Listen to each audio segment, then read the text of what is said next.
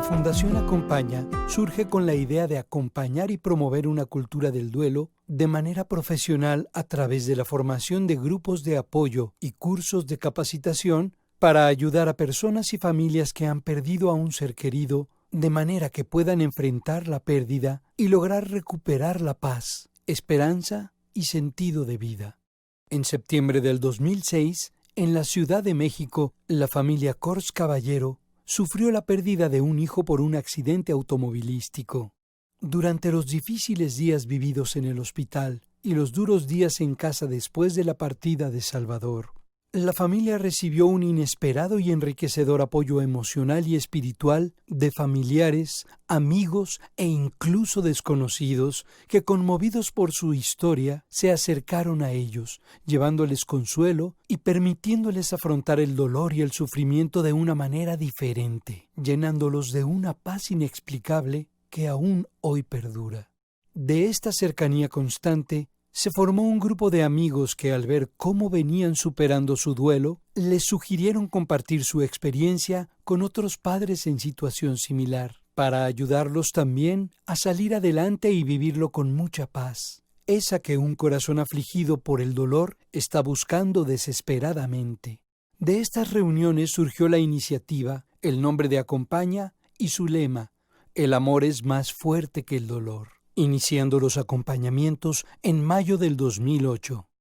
La necesidad de apoyar a cada vez más personas y el compromiso con la obra por parte de varios padres y profesionales hacen que surja en 2010 el primer grupo de voluntarios.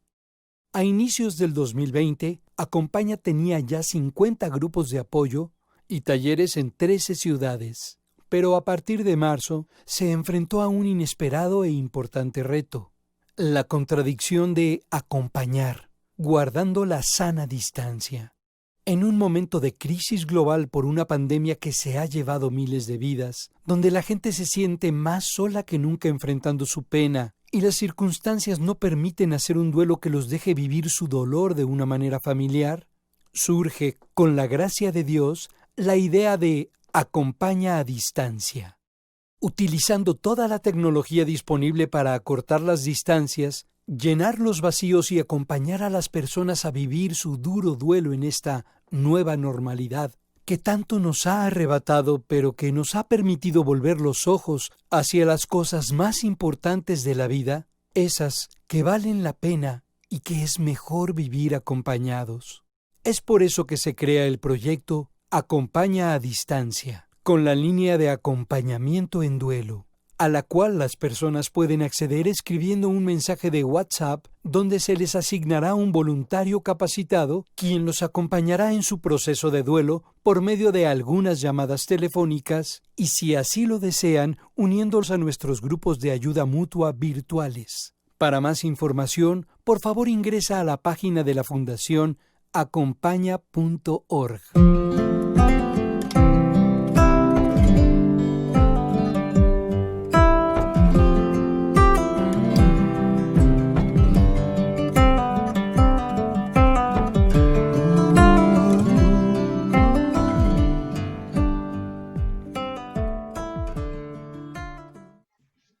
Bueno, el tema que nos compete hoy, el tema que les ha traído, pues es el duelo complicado, que es un tema que atrae mucho, ¿verdad?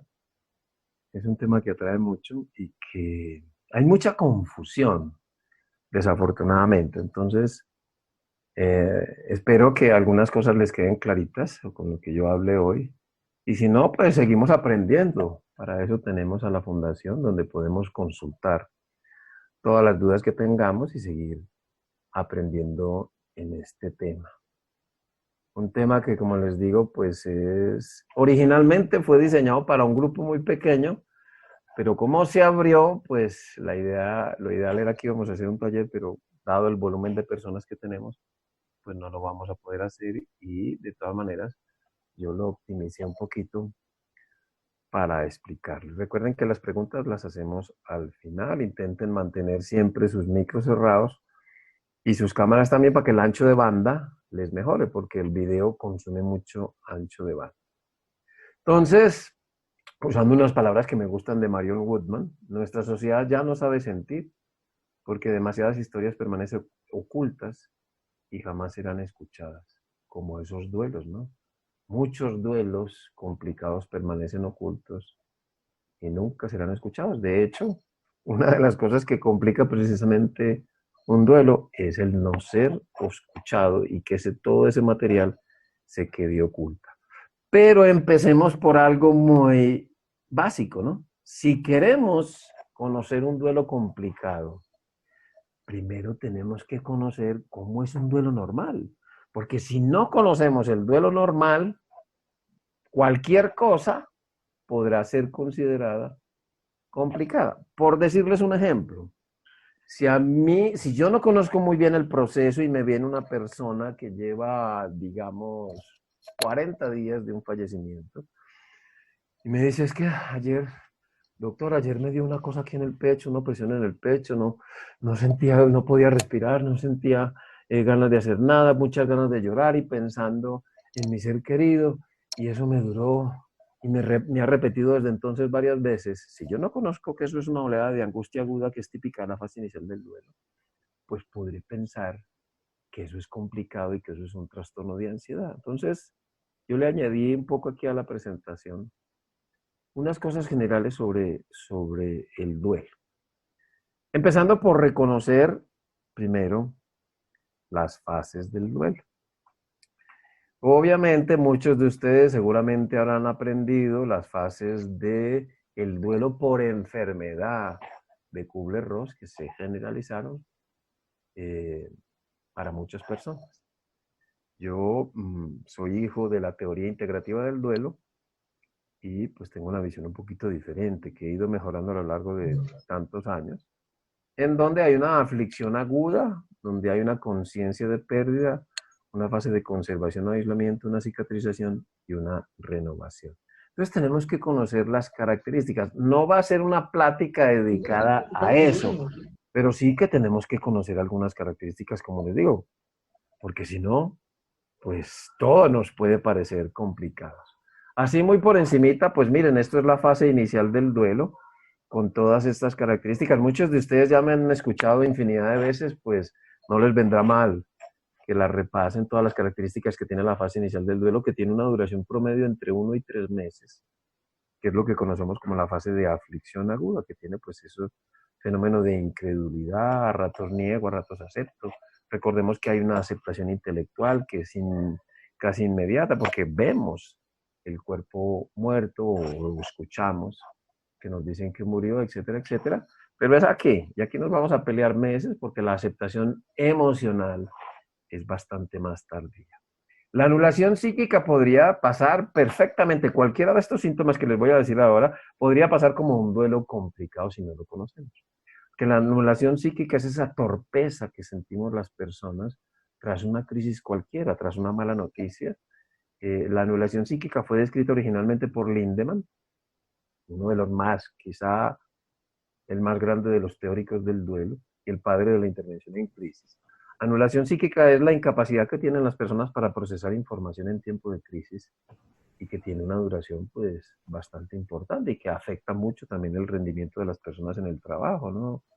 Está, no, desde que se le murió tal persona, ya no coordina, eso es que ya está deprimido, eso es que esto y aquello, eso ya es un duelo complicado. No, la anulación psíquica es un fenómeno natural. Lo mismo que las soledades de angustia aguda que se les dije ahora. Es una sensación como si a uno le cayera un jarro de agua fría encima con opresión en el pecho, como les dije ahora.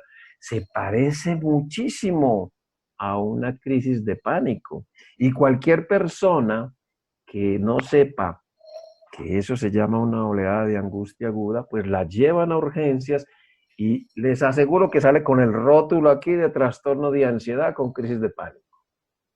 Es una oleada de angustia aguda que son bastante aparatosas, mejorarán acostándose a llorar, a que se pasen solitas. Tienen una duración relativamente breve, de 10 a 15 minutos. Se toma un vaso de agua fría, que es una de las cosas útiles, porque lo habitual es que le den a uno un té caliente o alguna bebida caliente, desconociendo el efecto que tiene el vaso de agua fría, que es mucho más calmante que algo caliente. Los pensamientos obsesivos, que es esa imagen que se repite, es que no se me quita de la cabeza. No, ya llevo muchos días y no se me quita y no se me quita y no se me quita. Y imagínense que sea bien angustiante como ser testigo de un accidente, ser testigo de un homicidio o encontrar un cuerpo porque hubo un suicidio y esa imagen se repite y se repite. Eso puede llegar a ser tremendamente angustiante y complicar mucho el proceso en sí. Cuando hay una estrategia muy útil que utilizamos hace muchísimos años que se llama la competencia de estímulos. Pero en fin, despersonalización, desrealización, un síntoma que parece muy psicótico, muy raro, muy extraño, que es esa sensación de que el mundo no lo cambiaron, de que somos otras personas o de que el mundo es otro. Imaginen que eso lo diga uno en unas urgencias después de haber perdido un ser querido y la persona que nos está atendiendo no conozca lo que es el proceso del duelo y le estamos diciendo estas cosas, pues ya saben a dónde terminaríamos. Es una sensación rara, como si nosotros fuéramos observadores y no protagonistas de lo que estamos viviendo. De hecho, la gente se puede ver más pequeña, más grande, más alta, más bajita, o como una bruma. Trastornos de memoria, amnesia disociativa, las dividimos en dos, amnesia disociativa y escotomas emocionales. Esa amnesia disociativa es eso que se nos olvidaron varias horas, un día, 2 días, los últimos 2 días, yo no me acuerdo qué fue lo que pasó. O los escotomas emocionales que son como manchitas en nuestra memoria y de hecho es muy frecuente, por lo menos me lo consultan mucho a mí, sobre todo cuando uno tiene ya ciertos añitos, más de 25, o mentiras, por ahí más de 50, sobre todo más de 60 años, que la gente dice, doctor, ¿será que es que me está empezando el Alzheimer? Y no, pues nada que ver, pero si la gente no lo sabe, otra vez, puede empezar una cadena de complicaciones. Imagínense ustedes que llego yo a urgencias con una oleada de angustia aguda, con esa lunación psíquica, con esos pensamientos obsesivos y salgo medicado, lo que la medicación puede hacer en un duelo puede complicar de hecho bastante el proceso.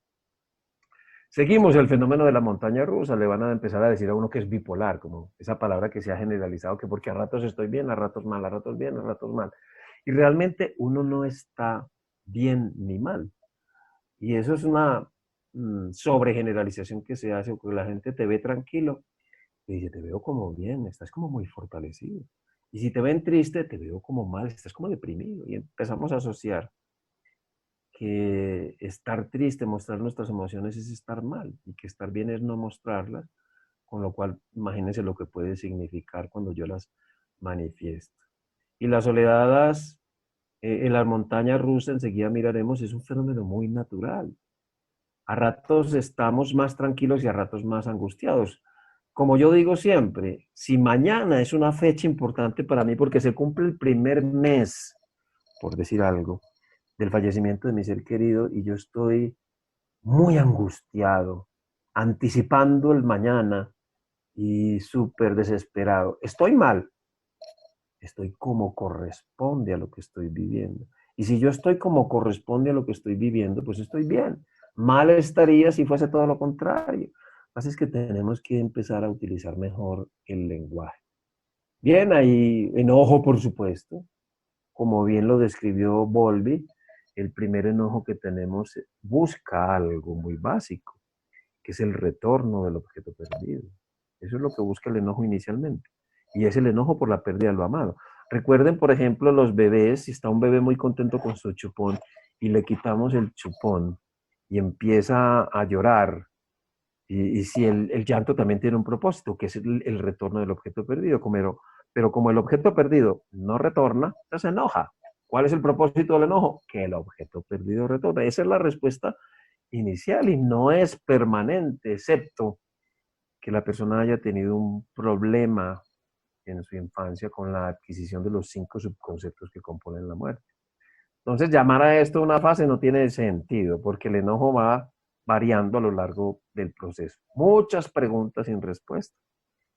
Que bueno, esas sí no se podrían considerar como un signo muy claro de duelo complicado, pero si persisten X tiempo, dependiendo de mucho de las circunstancias de las personas, porque es que ustedes también habrán leído por ahí en muchos criterios que definen las personas sobre duelo complicado.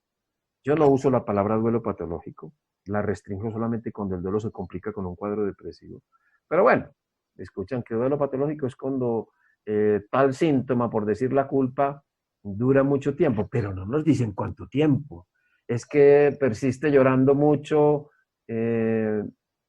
¿cuánto es mucho? O sea, eso no lo están definiendo. Finalmente, pues hay muchos síntomas físicos que si no los conocemos, ustedes ven todos los que hay ahí, que son consecuencia básica de la activación del eje neuroendocrino que se dispara a la media hora con producción de grandes cantidades de adrenalina y noradrenalina. Y son esas sustancias en nuestro organismo las que producen esos síntomas. No es porque la persona esté somatizando, sino porque la adrenalina y noradrenalina producen boca seca, suspiradera, debilidad muscular, llanto, temblor en las manos, trastornos del sueño y del apetito, manos frías y sudorosas, náuseas, aumento en la frecuencia urinaria, diarrea, bostezos, palpitaciones, mareos, etcétera. Y si yo tengo eso, pues no, ya está somatizando, eso se le va a complicar con una enfermedad, lo que sea. No. Fíjense ustedes que esto mejoraría si la persona supiese conmoverse. Yo tengo una frasecita que dice en el duelo, pensar poco, sentir mucho y moverse siempre, porque esto no es de pensar, esto es de sentir. Y sobre todo de moverse para gastar ese exceso de hormonas. Perdón.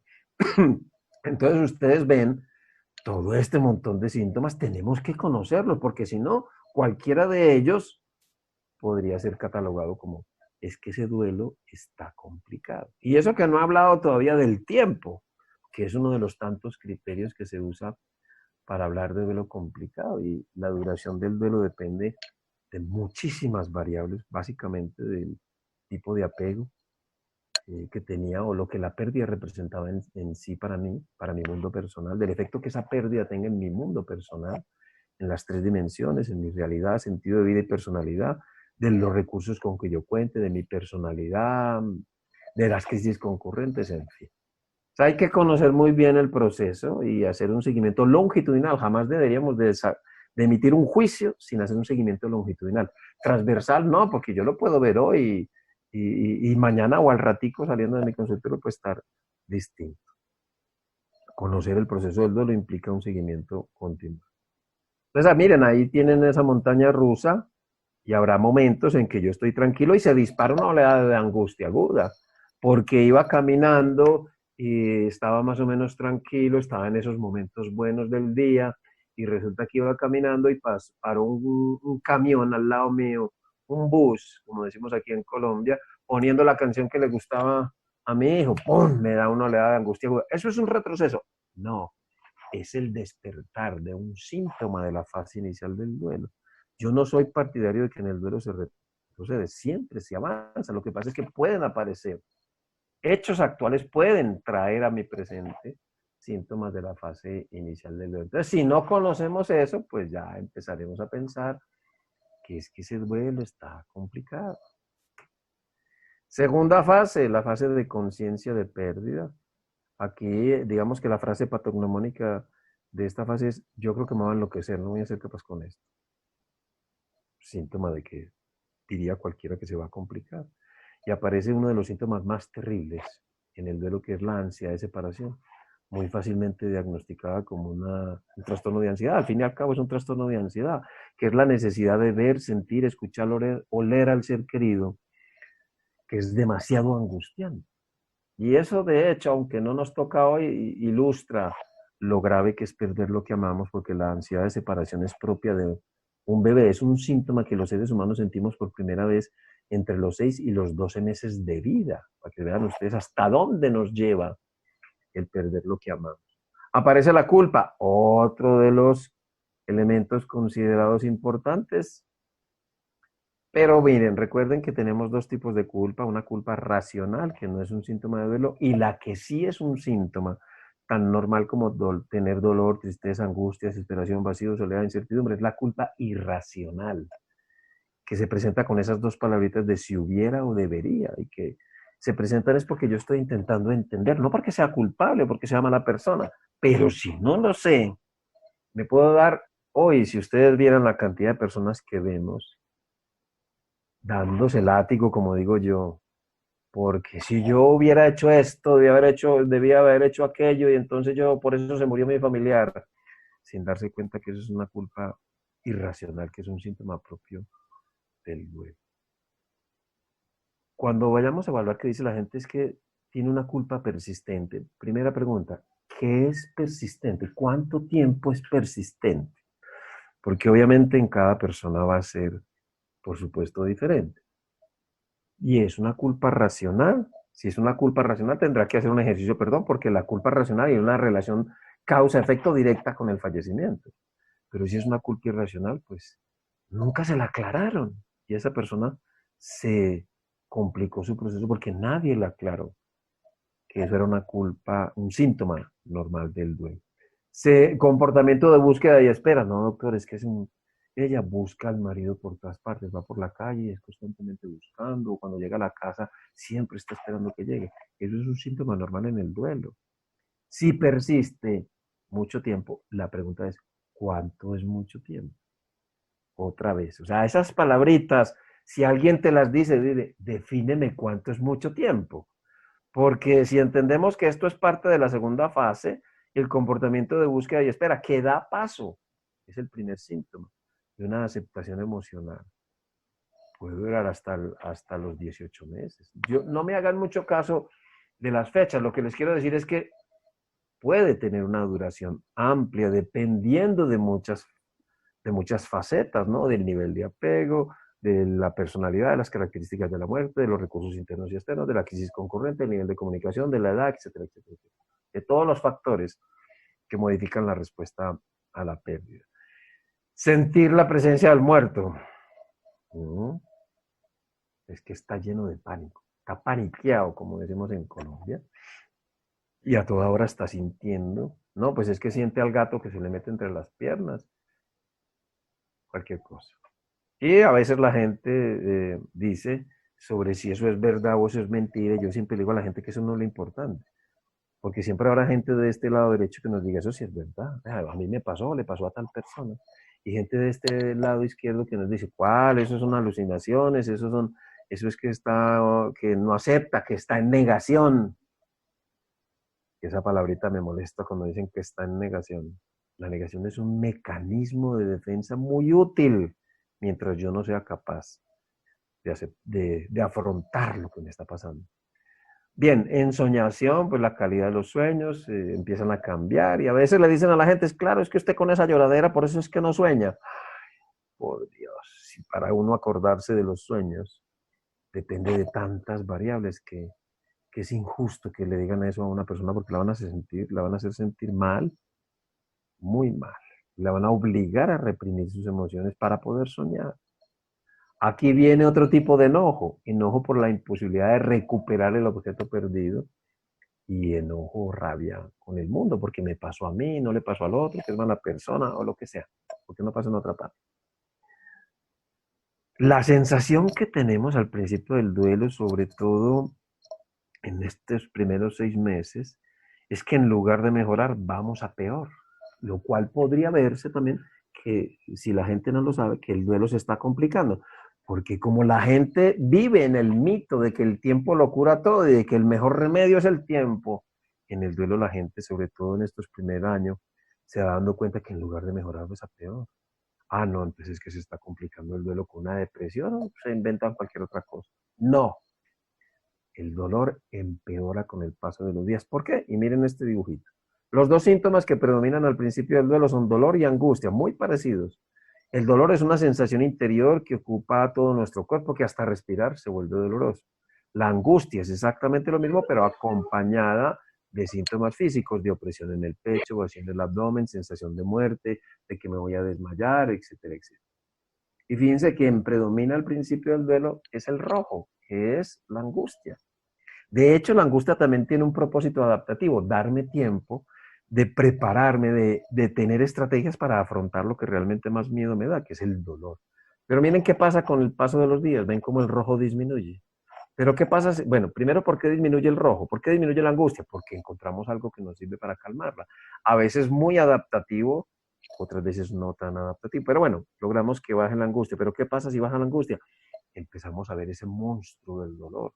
Por eso vamos a tener la sensación de que en lugar de mejorar, vamos a peor. Mejor en la angustia, porque no hay tanta como la inicial, pero peor en el dolor, porque lo estamos notando más.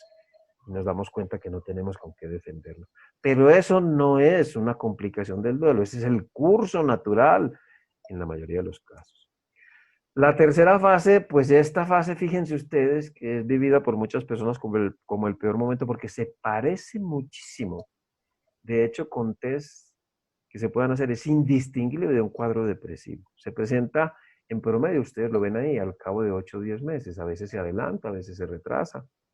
Pero si no conocemos el proceso, esa tristeza que se siente al final del primer año, la gente lo vive ya diferente y piensa que está deprimida. Es decir, el duelo se complicó con una depresión. Y de hecho la gente te dice, viste, es que ya tu mamá se murió hace 8 meses, eso ya estás deprimido, deberías ir al psiquiatra. Y mucha gente, uno mismo dice, pues sí, debe ser que estoy mal, pues no soy capaz con esto, voy a necesitar ayuda. Y fíjense los síntomas que tienen: aislamiento, la persona prefiere descansar por ratos, no muy largos, a oscuras, en su habitación, estar sola. Claro, ya se está aislando, se está empezando a deprimir. Impaciencia, la necesidad de hacer algo, lo que sea, porque nos da la sensación, hasta se nos baja la autoestima de que todo lo que hicimos no sirvió para nada, porque en lugar de mejorar, nos sentimos es peor. Y es de hecho, la frase patognomónica de esta fase es: estoy cansado de tanto sufrir. Entonces, claro, ya se está complicando. Además hay un repaso. Y es un repaso mental de cómo fue que pasó, cómo fue que me lo dijeron, quién me ha acompañado.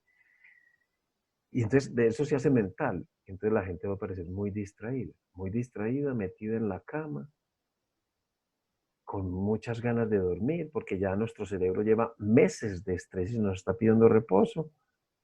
Eso es que está deprimido.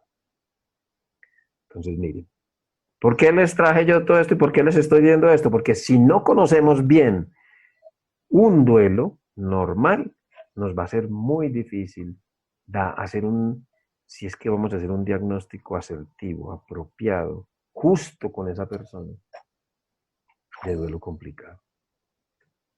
Ahí en esta fase, en estas 3 primeras fases, acaba la fase aguda del duelo, donde predomina el sentir sobre cualquier otra cosa.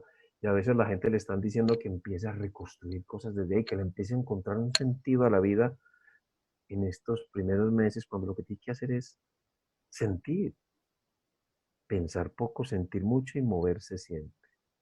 Hasta ese momento toda la vida gira en torno al muerto. El muerto está aquí, está allá, no está aquí, no está allá. Y llega un momento en que definitivamente enterramos a nuestro ser querido.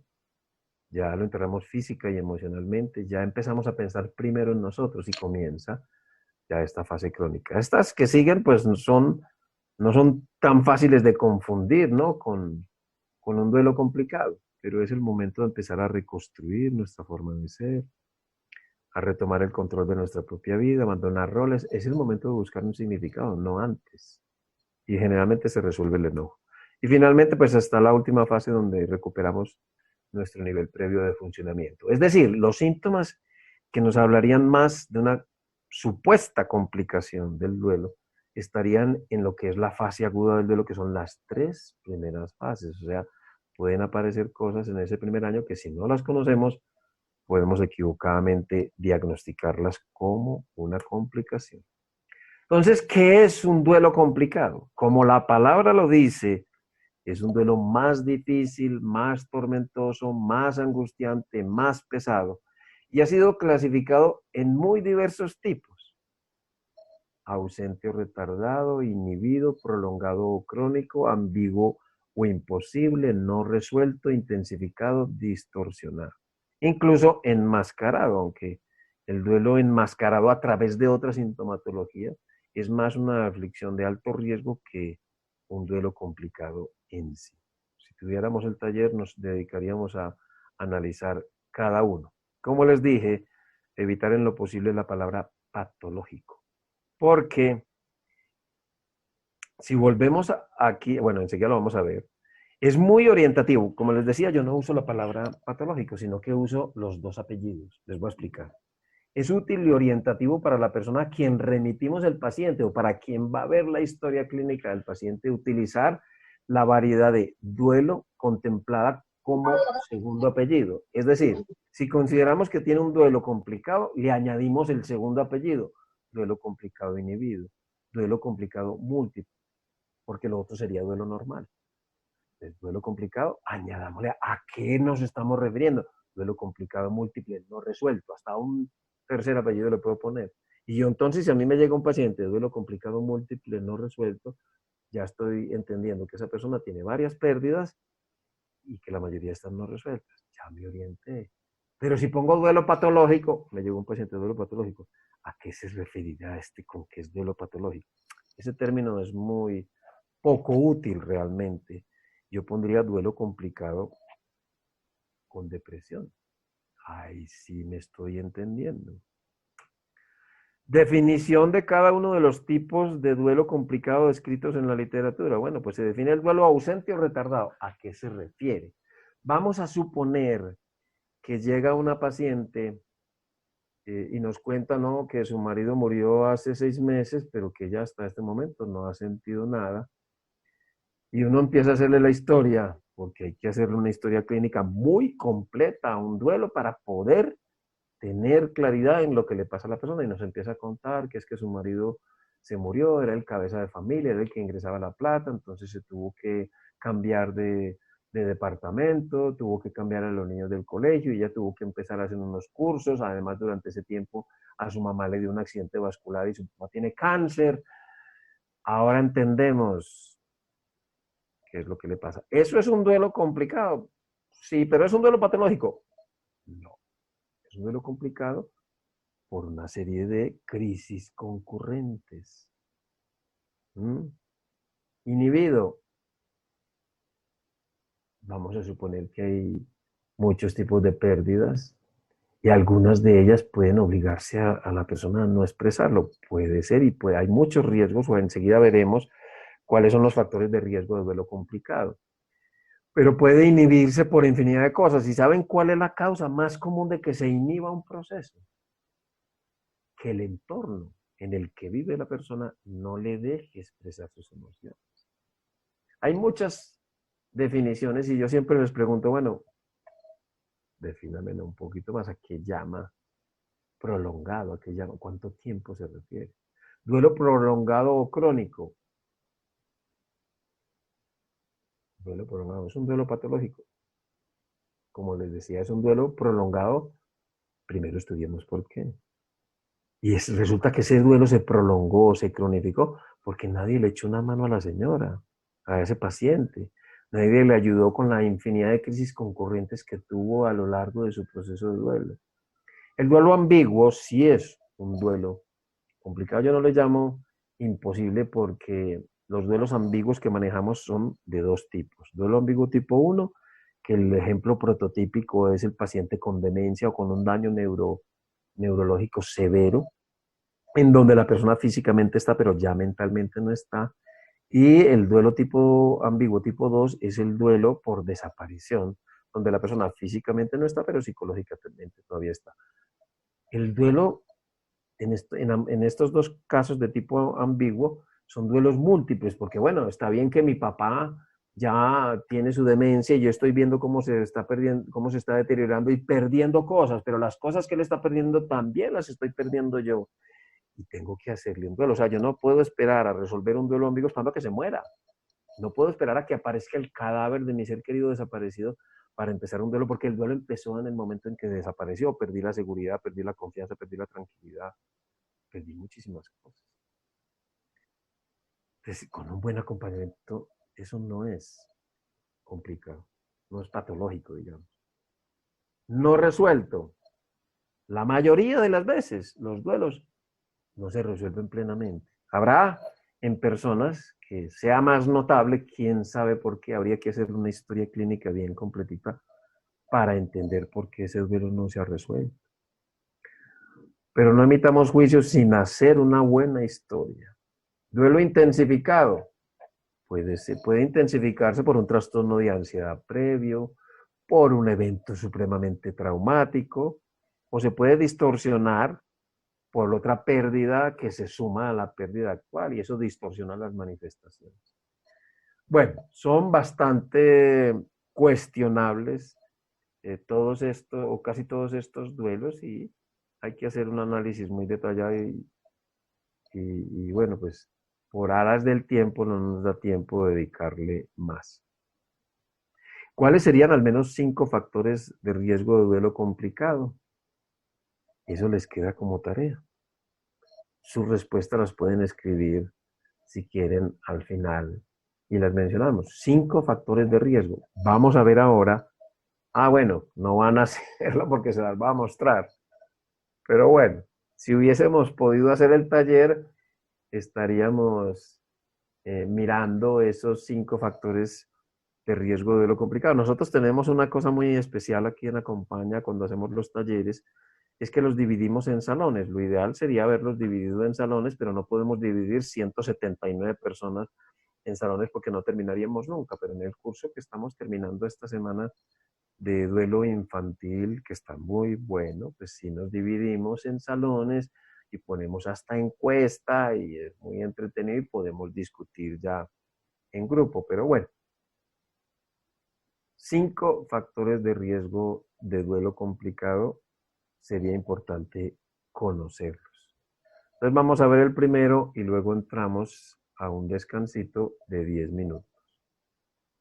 Edad extrema. Niños, ser yo un niño o ser un adulto mayor.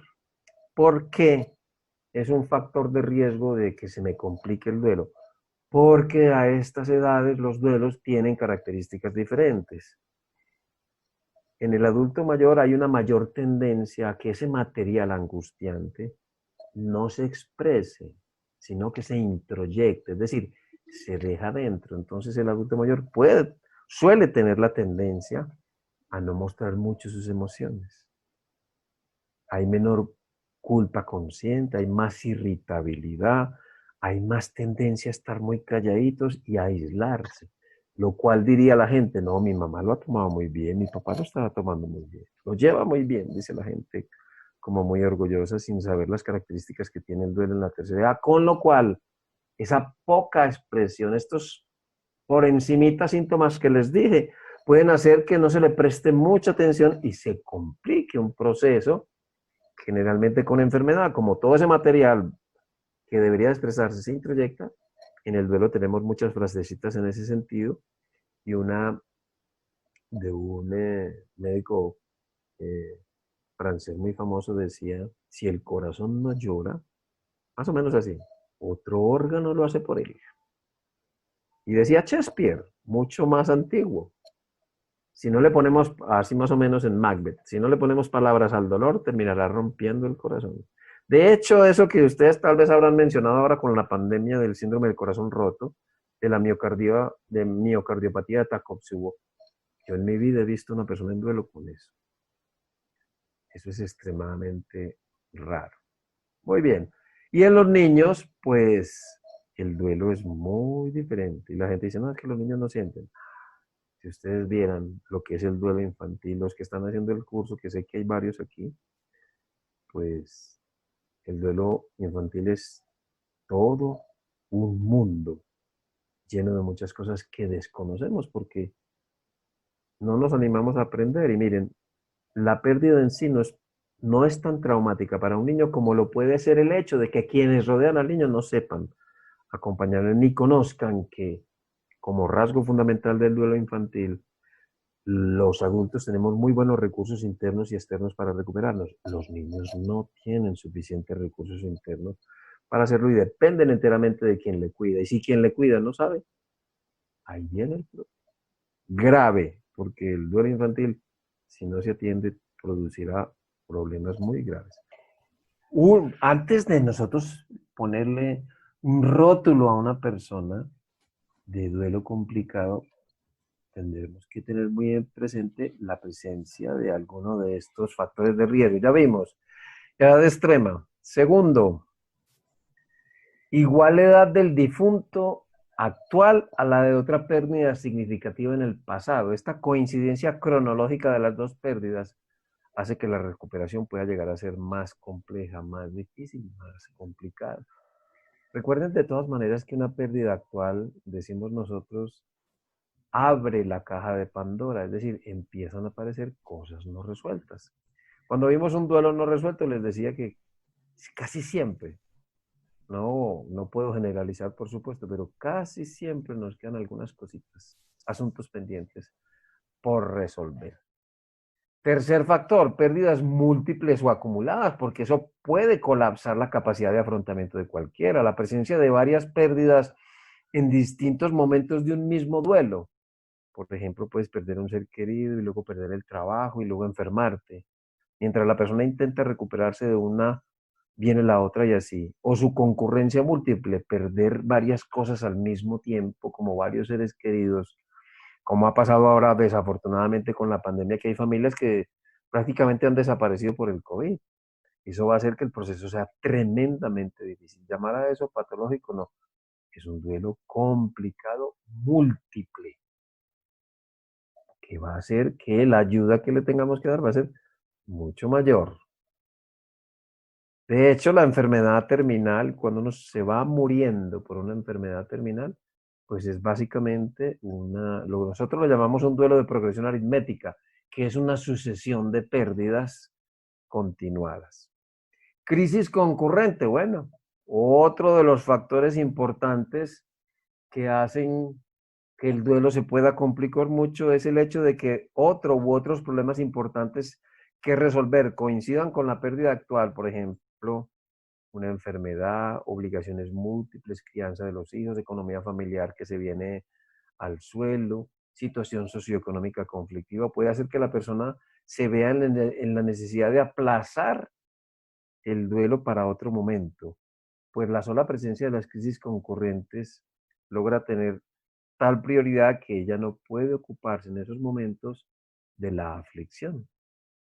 Por eso les digo, antes de emitir un diagnóstico o un juicio de duelo complicado, miremos qué hay detrás y generalmente encontraremos algunos de estos factores. Enfermedad física o psiquiátrica previa o actual.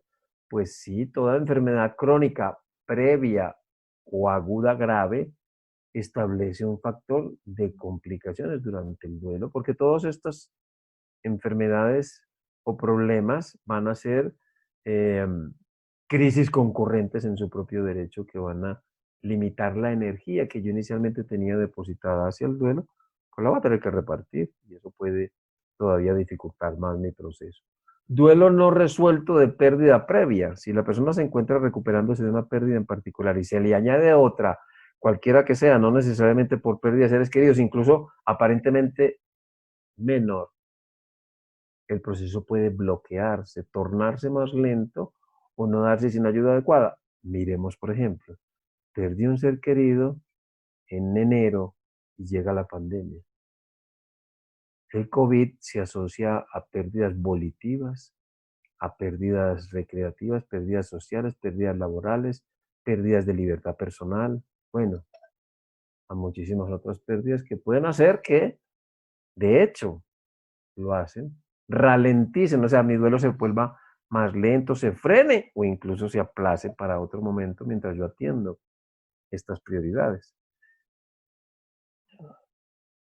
Pobres o ausentes sistemas de apoyo emocional y social, o sea, no disponer de suficientes recursos internos o externos. Para recuperarnos de las pérdidas, los seres humanos acudimos normalmente a dos tipos de recursos, los recursos internos que vienen de nuestra edad, de nuestra experiencia, de nuestro conocimiento, de experiencias previas por la muerte, de nuestra propia personalidad, de la edad, de la espiritualidad. Pero también están los recursos externos, los que vienen de otras personas o grupos. La persona puede optar por hacerlo solo con los recursos propios, aunque eso es poco probable porque esto puede llegar a ser tan doloroso que siempre vamos a necesitar los recursos externos. Los mejores resultados en el duelo se obtienen cuando usamos ambos tipos de recursos, tanto uno como el otro, pero habrá personas que no tengan suficientes recursos internos y externos, como les dije, que son nuestros niños, con lo cual su recuperación va a depender enteramente de quienes le rodean. O sea, eso de que yo prefiero hacerlo solo y me aíslo del mundo, en lugar de facilitar el proceso, lo que va a hacer es complicarlo. Uno de los factores, miren, en mi experiencia, y me imagino que en la de muchos de ustedes, uno de los, quizá el mejor recurso externo con que podemos contar para recuperarnos, es mi grupo de duelo. Y hay que desmitificarlo porque mucha gente por puro desconocimiento dice cosas que no se corresponden con lo que es un grupo de duelo. Relación altamente ambivalente o dependiente con el difunto. ¿Por qué? Porque la ambivalencia, esa mezcla de amor y odio, genera mucha culpa. O las relaciones altamente dependientes hacen que al tener esa dependencia que generalmente obedece a apegos inseguros, el trabajo de recuperación pueda llegar a ser muy difícil. De hecho, la ambivalencia es una de las cosas que más puede también complicar un proceso de recuperación. Muerte repentina e imprevista, incluyendo suicidio. Sí, sabemos que las muertes súbitas por enfermedad aguda, por violencia, por accidente, incluyendo suicidio, es un factor de riesgo de duelo complicado debido al estado de shock inicial. No porque sea más dolorosa que las muertes anticipadas, porque eso es muy difícil saberlo, porque la vivencia del dolor es una vivencia muy subjetiva y no contamos con un dolorómetro que llamo yo como para ir calibrando lo que a la gente le duele. No es que duelan más o menos, porque eso es muy difícil saberlo. Lo que sí sabemos con certeza es que las muertes súbitas producen un mayor estado de shock emocional, mayor aturdimiento, mayor confusión que una muerte anticipada que permite cierto periodo de adaptación. El hecho de que yo parta en mi recuperación de un mayor estado de shock, de un mayor estado de confusión, puede significar que me cueste más esfuerzo o incluso más tiempo. Es decir, que se pueda complicar mi duelo. No es condición igual, sine qua non, de un duelo complicado, pero puede complicarse si no tengo un buen acompañamiento. Aquellos que pueden estar disuadidos de expresar su congoja o no tienen oportunidad de hacerlo. Fíjense, hay muchos factores de riesgo de lo complicado y podríamos pensar que una persona va a tener un duelo complicado que está en riesgo, porque si nosotros vamos a evaluar una persona, tenemos que determinar cuáles son los factores de riesgo para estar más atentos. Uno podría pensar que una persona va a tener un duelo complicado pues porque está muy enfermo, tiene muchos problemas familiares, problemas económicos, problemas sociales, o todos juntos. Y fíjense que el factor de riesgo de que un duelo se complique más común y más difícil de erradicar es precisamente este. Estar rodeado de personas que no me permiten expresar mi dolor o hablar de mi ser querido. Y la respuesta típica es esta. Estoy en mi casa bien triste y empiezo a llorar y a hablar de mi ser querido y me contestan, bueno, no empeces pues a llorar que nos vas a poner aquí a todos mal y estamos muy tranquilos. Y si vas a hablar de mi mamá, mejor te vas para otra parte porque eso nos pone a todos muy mal. Eso no ayuda. Como les digo, en mi experiencia este es el factor, junto con tener crisis concurrentes, los factores que más complican el proceso de la recuperación. Algunos de los comentarios más comunes que buscan que la persona no llore son, se va a enfermar. Fíjense que cuando yo estudiaba medicina hace muchísimos años, decían que a los hombres nos daba más infartos porque no expresábamos las emociones. Ahora si lloramos mucho, dice, no llore tanto que le va a dar un infarto. La gente no sabe ya ni qué decir. La vida debe seguir. Pues, ¿cómo? Enséñeme cómo. Pues es muy fácil decirlo, pero enséñeme cómo. Que no lo deja ir o que no lo deja descansar. Si ustedes leen entre líneas, cuando uno le dice no lo deja ir, no lo deja descansar, realmente lo que te están diciendo es no me dejas descansar a mí porque vos estás muy angustiado, entonces me angustias a mí. Yo no quiero estar angustiado, entonces no te angusties vos para que no me angusties a mí. Hay que leer entre líneas. Si todo eso no sirve, empiezan a decir, es que usted no tiene remordimientos, pone mal a los demás. O a los niños, quiere que le pegue para que llore por algo de verdad. ¿Por qué se siente así si él ya no está sufriendo? Fíjense que todo eso cohíbe, ¿no? La expresión de las emociones. Finalmente, y ante la ineficacia de estos comentarios, pues las lágrimas van a seguir corriendo. ¿Qué pasa? Que la persona que nos acompaña ya no vuelve a aparecer, porque nada de lo que dijo sirvió, porque ya no quiere sentirse angustiada estando nosotros angustiados. Esta actitud solo lleva a complicar más el proceso de recuperación, pues genera en el sobreviviente mayor angustia y soledad, obligando a esta a dejar de lado el valioso recurso externo que constituye su entorno afectivo. O sea, eso es cruel. Aflicción aguda inusitadamente intensa, generalmente en personas que tenían un rasgo ansioso o incluso ya veremos que la depresión también puede ser disparada por ciertos rasgos melancólicos. En este caso es, si la respuesta inicial es muy intensa, tanto como para requerir un servicio médico psicológico de urgencia, en esta se incluye angustia o ansiedad aguda con o sin pánico, el proceso puede verse complicado. Y de hecho, una de las cosas que también hoy día está complicando mucho un proceso de duelo es que sin una clara justificación se está medicando el duelo. Y el diagnóstico más difícil que hay en el duelo es diagnosticar a una persona en duelo que está deprimida, porque eso exige un seguimiento longitudinal, nunca transversal, pero la están medicando mucho y la medicación, eso lo llamamos los médicos iatrogenia, está complicando mucho el duelo. Entonces hay una respuesta inicialmente muy intensa que, como les digo, generalmente obedece en personas con un rasgo ansioso o con apegos inseguros. Va a complicar mucho su proceso. Una incierta o no visualización de la pérdida.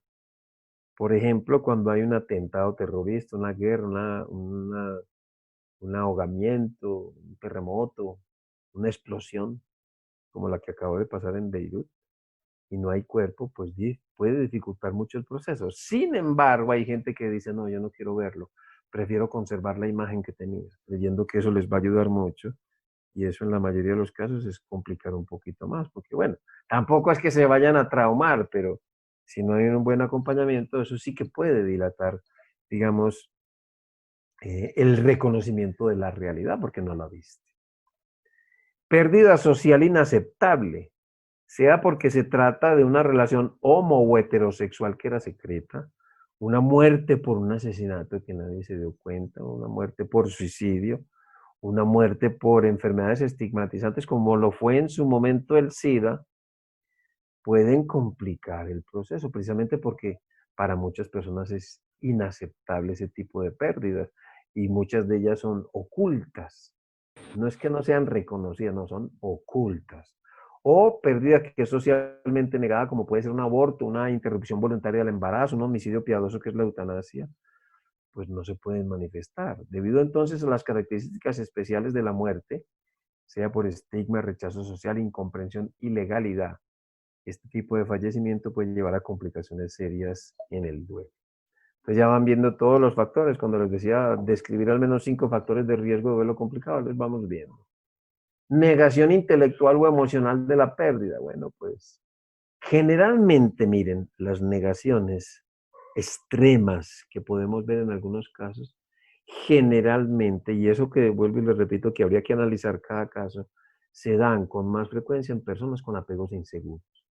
Esta reacción suele ser muy problemática y se incluye la momificación o conservación de las cosas y del cuerpo como si la persona estuviera aún viva, como casos anecdóticos que dejan el cadáver. Y la mayor parte de las veces se exige una consulta especializada. Pero llega una señora y me dice una vez, doctor, esta amiga mía tiene una amiga que se le murió el hijo hace como 2 años y tiene la habitación intacta. ¿Cierto que eso es patológico? Y le dije yo, ¿por qué no antes de emitir ese juicio que me estás dando de esa señora, por qué no le preguntas? Ah, pues entonces esta fue y al cabo de los días me la encontré y le dije, ¿qué, cómo te fue? ¿Qué te dijo esa señora? Ay, doctor, fíjese lo que me dijo. Me dijo que sí, que la habitación del hijo está bien, pues la tiene igual, pero que a veces ella y el esposo van y se sientan allá a tomarse un vinito, a platicar, o a veces ven una película, que cuando viene su hermana con los sobrinos también se acuestan ahí, y no, pues que esa habitación a veces van todos allá a comer. ¿Hay un problema con eso? No. Si al contrario, mantiene la puerta cerrada y nadie puede entrar, nadie puede tocar las cosas, eso ya sí puede ser un problema. Pero no emitamos juicios, como les he dicho, sin conocer qué es lo que hay detrás. Por eso hay que contextualizarse siempre. Enfermedad terminal de larga evolución, pues sí, sabemos que cuidar a alguien durante mucho tiempo, y mucho tiempo, dicen las estadísticas, más de un año, la persona puede quedar tan cansada que a la hora del fallecimiento no haya energía suficiente para empezar el proceso, con lo cual se puede complicar. ¿En qué sentido? En que se dilate un poco, se retrase, perdón, un poco en empezar hasta que la persona recargue algo de energía para invertir en el proceso del duelo, que es un proceso de lo más consumidor de energía de nuestro mundo, ¿no? Entonces, cuidar a alguien puede tener ese efecto si no hay un buen acompañamiento, si no hay un buen asesoramiento de aflicción anticipatoria, si no hay un buen seguimiento. Síntomas depresivos de diverso grado de intensidad desde el inicio del duelo. Sí, esta reacción de por sí ya es una complicación del proceso de volver a vivir tras la muerte, pero hay que tener muy claro cuáles son esos síntomas, porque bueno, es que tiene pensamientos de muerte. En el duelo hay pensamientos de muerte, pero no tienen la misma dinámica que el del suicidio. Son un poquito diferentes y está asociado a muchas otras cosas. Pero bueno, volviendo a síntomas depresivos, hay que saber, hay que conocer muy bien el duelo y conocer muy bien lo que es la depresión para saber, tras un seguimiento longitudinal, o sea, varias citas, varios meses, a ver si la persona realmente está deprimida o no. Excepto que tenga antecedentes psiquiátricos que ya vimos que pueden exacerbarse la sintomatología. Personalidad premórbida, eso es lo que llamamos personalidades complicadas, personalidades limítrofes, ansiosas, depresivas, histriónicas, borderline, que son las limítrofes, que son más bien personas raras y conflictivas. Eso ya de por sí también puede complicar mucho el proceso del duelo. Entonces han visto que tenemos 17 y eso que me faltan más, pero estos son los 17 más reconocidos. Falta, como les digo, que podría tener una categoría aparte, mm, el duelo, el apego inseguro, que puede hacer que realmente se complique mucho en cualquiera de las variantes del apego inseguro, el evitativo o el ambivalente o ansioso y el desorganizado, que es una mezcla de los otros dos. Muy bien, son varios los factores de riesgo que pueden hacer que el proceso de recuperación sea más difícil de lo que sería si estos no estuviesen presentes. Como les decía hace un rato, yo llevo muchos años trabajando en esto. La experiencia del trabajo con los deudos demuestra que la pérdida de un ser querido suele ser habitualmente complicada por otras circunstancias concurrentes. Es decir, reconstruir el mundo puede ser solo una parte de las muchas dificultades que también suelen presentarse durante el duelo. Bueno, teniendo en cuenta pues todos estos factores, vamos a ver qué es lo que vamos a hacer. Nombre, edad, relación con el fallecido, tipo de muerte súbita o anticipada, podemos si quieren poner violenta, accidente, el celular, la fecha del fallecimiento, quién es el voluntario que está llenando la nota de remisión, cuál es su celular, escala de riesgo de duelo complicado en el adulto, que enseguida la vamos a ver, van a poner las puntuaciones del nivel 1 y nivel 2 que ya enseguida veremos, fecha en que se hace la remisión, sede, o sea, el lugar donde se remite y el celular de contacto, y también importante cuándo se le va a atender. Tendríamos que poner aquí también la fecha y el número de escuchas que recibió la persona, pues generalmente son 3, o puede que en la segunda necesite una remisión. ¿Se apreció mejoría en la evolución de las escuchas si fueron 3? Sí, no. Empeoró, y a poner algún comentario que consideremos importante. ¿A dónde se remitió? Pues se le dijo que fuera al médico, que fuera a su tanatólogo o que buscara pues otro consejo. Esa es la notica de remisión, pero digamos que el punto clave aquí es la escala de riesgo de duelo complicado. Entonces vamos a mirarla. Y tenemos 2 niveles. Otra vez hay un encabezamiento con datos básicos, como lo que ustedes ven ahí, nombre, edad, relación con el fallecido, pues hijo, esposa, tipo de muerte, fecha de fallecimiento, teléfono, aflicción anticipatoria si la hubo, y sobre todo si hubo acompañamiento. Aflicción anticipatoria, recuerden que es lo que también se conoce como duelo preparatorio, y es porque murió de una enfermedad más o menos larga y estuve, pues sí, me estuve afligiendo anticipadamente. Lo ideal sería que esto hubiese sido acompañado. Desafortunadamente la mayoría de las veces no es así. Fecha en que se realiza la escala. si recibió o no apoyo profesional, por quién y desde cuándo, si se siente satisfecho con la ayuda de su familia o amigos, si está en terapia actualmente, si toma medicamentos, bueno, ya datos pues muy básicos. Entonces tenemos dos niveles, nivel 1 y nivel 2. Nivel 1, vamos a hacer una serie de preguntas y las vamos a responder acorde a una escala que llamamos tipo Likert, desde para nada, un poco, bastante o mucho.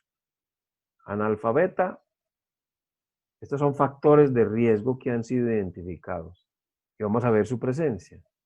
Ansiedad de separación intensa, antecedentes de conducta antisocial, antecedentes psiquiátricos, apego inseguro, asuntos pendientes sin resolver, ausencia de apoyo psicosocial, baja autoestima, conflicto sociofamiliar, conflictiva, crisis concurrente, discapacidad cognitiva, duelo no resuelto de pérdida previa, como hemos visto, muerte estigmatizante, obligaciones múltiples, vimos personalidades premórbidas, ansiosa, dependiente, depresiva, personalidad difícil o conflictiva, si es una persona que pertenece a un grupo vulnerable, presencia de culpa no resuelta.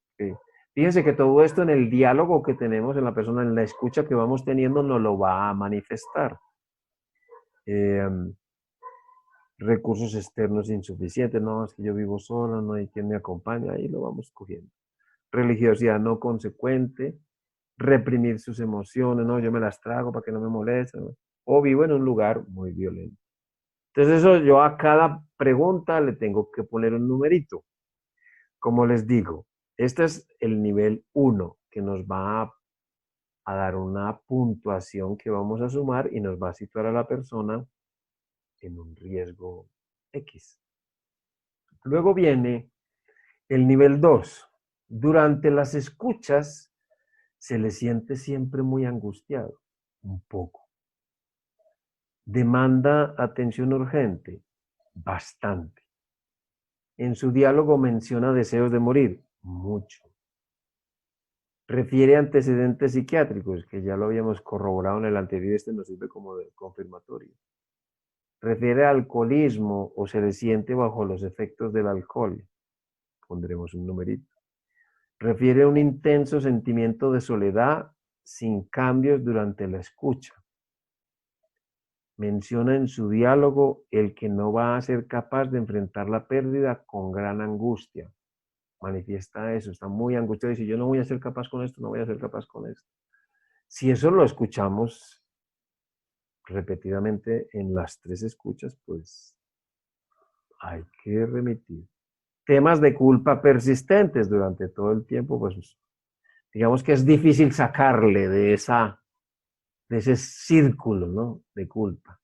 Temas de enojo y venganzas persistentes. Pero bueno, ya tenemos ahí otra puntuación que vamos a contrastar con la anterior. Nos va a dar riesgo alto, pues entre 21 y 30. ¿Por qué entre 21 y 30? Porque son 10 preguntas.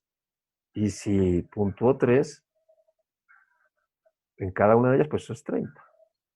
Bastantes son el número 2 y son 10 preguntas, entonces lo máximo es 20.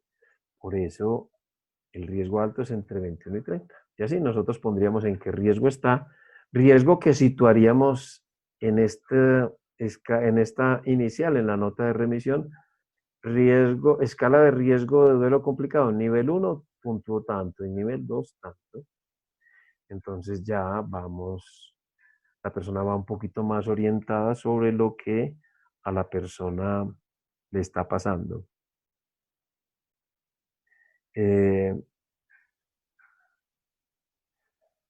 Seguimos.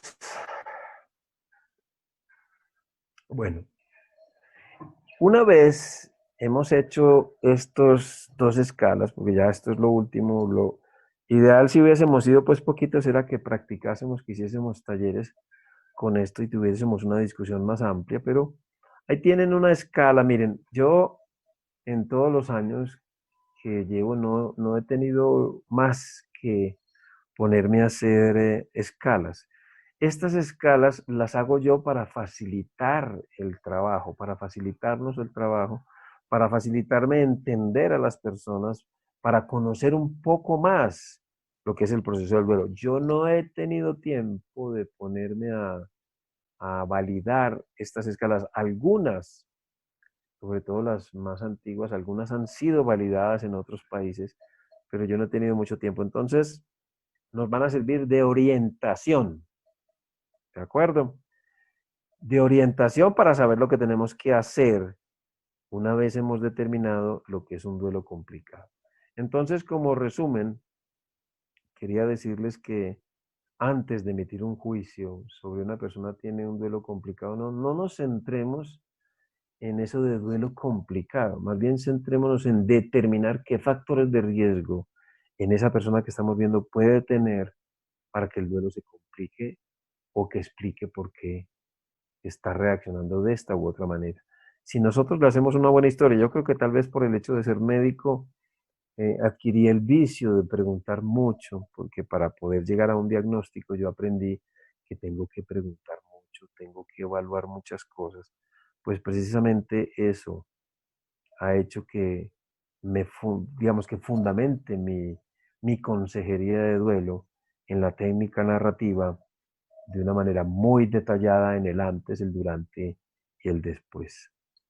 Acompaña es una organización que nació a raíz de la pérdida de un ser querido de los fundadores, Salvador y Rebeca, quienes perdieron a su hijo cuando tenía tan solo 20 años. A partir de este impactante evento en las vidas de ellos y de su familia, el acompañamiento y cariño que sintieron a lo largo de su proceso de duelo les hizo darse cuenta que una de las cosas más importantes de las personas que han perdido un ser querido es no sentirse solo y ser acompañado. Por esto mismo es que Acompaña es una organización sin fines de lucro, lo que quiere decir que aunque no busca generar u obtener dinero de la ayuda que da, debe tener alguna forma de ingreso económico para poder crear una red de apoyo, para acompañar a todas las personas que lo necesiten. Y así es como llegamos al concepto de la sustentabilidad. El gran maestro en el tema de sustentabilidad para grupos de apoyo es Alcohólicos Anónimos, quienes en un inicio se encontraron en la duda de cómo resolver el problema del apoyo económico. La opción más obvia para ellos era buscar el apoyo económico de personas o instituciones para llevar la ayuda a otros. Pero un consejero les dijo, con mucha razón, quien paga es quien manda, y que inevitablemente la institución que los patrocinara acabaría controlando el grupo de apoyo, convirtiéndolo en algo completamente diferente a lo que ellos buscaban. Y así es como los miembros pioneros de Alcohólicos Anónimos descubrieron que la mejor forma era por medio del sistema al que llamaron Séptima, que es una cuota o apoyo de reciprocidad que las personas dan como agradecimiento por recibir la ayuda y servicio que proporciona el grupo. Y no solo es una forma de agradecimiento y de sustentabilidad para la organización, sino que también es asegurarse de que futuros miembros del grupo puedan contar con la misma ayuda y servicio que otros han recibido para salir adelante en momentos difíciles. La reciprocidad es la base de todos los grupos de ayuda. Sin ella probablemente no existirían grupos como Alcohólicos Anónimos o Acompaña. Cada una de estas contribuciones económicas es dar una muestra de gratitud por todo el apoyo y todas las bendiciones que recibimos, mismas que queremos que otros reciban tal y como nosotros lo pudimos hacer. Si tienes la posibilidad y quieres que otros reciban la misma ayuda, apóyanos con tu donación.